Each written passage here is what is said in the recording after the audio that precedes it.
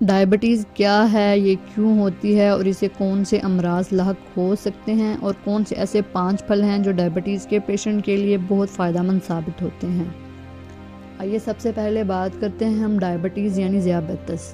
یہ ایک ایسا مرض ہے جس میں جسم شوگر کو استعمال نہیں کر پاتا اور اس باعث خون میں شوگر کی سطح بڑھ جاتی ہے، جو کہ جسم کے دیگر اعضاء کو نقصان پہنچاتی ہے۔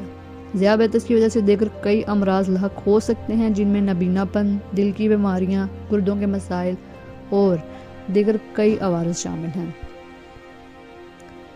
ذیابیطس میں مبتلا افراد اپنے کھانے پینے کے حوالے سے بہت زیادہ احتیاط کرتے ہیں۔ جہاں ذیابیطس کے مریض میٹھا کھانے سے پرہیز کرتے ہیں، وہیں انہیں مشروبات کے استعمال سے بھی منع کیا جاتا ہے۔ ایک رپورٹ کے مطابق اس وقت دنیا کے 42 کروڑ 50 لاکھ افراد ذیابیطس کا شکار ہیں۔ آم، چیکو اور تربوز ایسے پھل ہیں جن کے فوائد تو بہت ہیں، تاہم ان میں شوگر بھی کافی زیادہ موجود ہوتی ہے۔ لیکن اچھی بات یہ ہے کہ چند پھل ایسے بھی ہیں جن کو ذیابیطس میں مبتلا افراد بآسانی کھا سکتے ہیں اور انہیں شوگر کے حوالے سے پریشان ہونے کی بھی ضرورت نہیں پڑے گی۔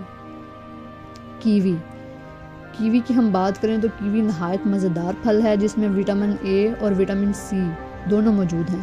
کیوی خون میں شوگر کی سطح کو بڑھنے نہیں دیتی۔ آڑو کو سلاد میں بھی کھایا جا سکتا ہے۔ اس کے علاوہ ذیابیطس میں مبتلا افراد اسے بغیر کسی فکر کے کھا سکتے ہیں۔